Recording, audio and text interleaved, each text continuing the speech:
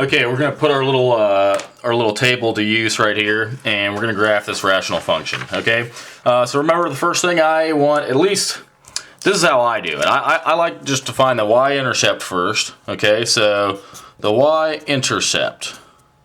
Okay, well that's going to happen. We'll just do f of 0. F of 0 is going to give us the y-intercept. So if we plug in 0, well, I think you can convince yourself that we'll get 0. Okay, so you get 0, 0 is going to be the y-intercept. Now let's look at the x-intercept. That's going to happen when the denominator, when the numerator is equal to 0, which would render the entire function being worth 0. So if 2 to the x equals 0, then we pretty much have a 0 value for our function. So that's going to happen when x is equal to 0. Okay, so we got that. Notice how there's only one of them. So this graph is only going to cross the x-axis one time. Okay. Now I want to find the vertical asymptote, and I just kind of abbreviate that as VA. And remember how I said if we get into like a divide by 0 situation, that's going to give us the horizontal asymptote. So let's just set.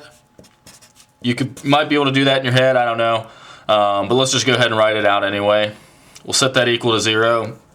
And what I'm going to do is I'm going to actually just factor it out. Okay. Of course, we'll have our x's, and it looks like positive and negative 2. So it looks like the vertical asymptote is going to happen at x equals plus or minus 2. Okay, and I just kind of wrote that over there on the side. Okay. Horizontal asymptote.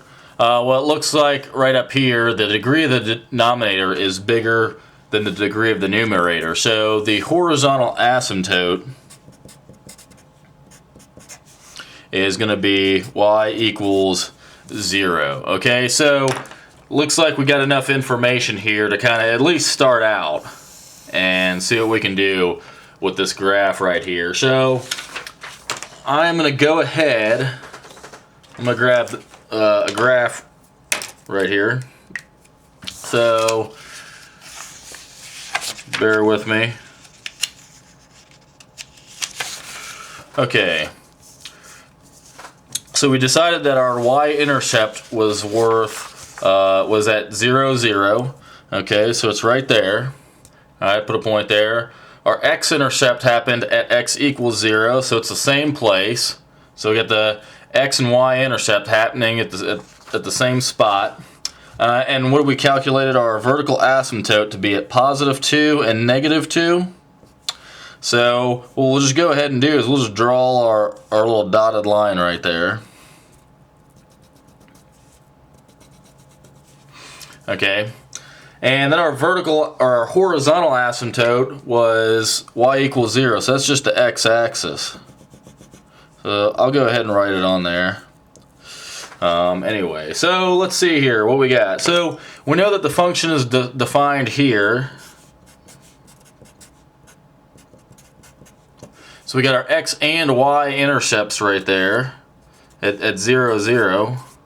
But do we know anything else about this function, really? I mean, we really don't have enough information to complete this graph. So what I'm going to do is I'm going to reach into my toolkit here.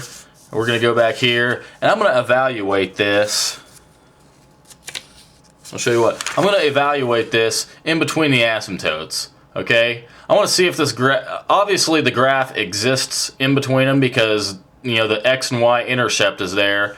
So what I'm going to do is I'm going to evaluate f of -1 and f of 1 and find out what I get. Okay, so let's go f of 1, and that's going to be equal to 2 times 1 times 1 squared is just 1, so that's going to be 1 minus 4, which is going to be equal to 2 over -3, which is -2/3. Okay, that's f of 1. So let me go graph that. F of 1 was -2/3. If this is 1, it's going to put it right in that neighborhood, isn't it? Okay. Alright, let me go back here now. I'm going to go f of negative 1. And that's going to be 2 times negative 1. Divided by negative 1 squared is just 1. Okay, so let's do this. What do we got here? We got...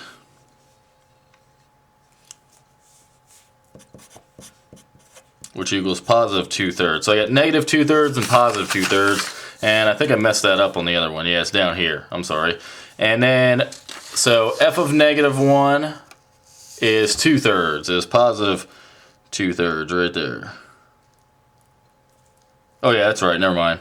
I'm being confusing. I'm sorry. And that's down there. Okay, so we found out that the function exists right here. So let's go ahead and connect the dots, just like a regular function. And another thing I noticed is that because this thing only has one x-intercept, it's only going to cross the x-axis one time. And I just did it right here. So I can go ahead and draw the rest of this graph, okay? Because I know it's not going to do anything special. I know it's not going to loop up or come down because it's already crossed the x-axis that one time, okay? So next thing I want to do is if there's anything going on either side of the asymptote, okay? So what I'll do there, let's see here, they happened at negative 2 and positive 2, so I'm going to evaluate this function at negative and positive 3. So let's just go ahead and do that. F of 3, okay, that's going to be 2 times 3 over 3 squared is 9. So I get a positive 6/5. So f of 3 is positive 6/5. That's a little bit bigger than 1. So it looks like it's going to be right here, because here's 1. Okay, so it's going to be up there. Alright. F of negative 3 is just going to be, well, it's just going to be negative 6/5, right?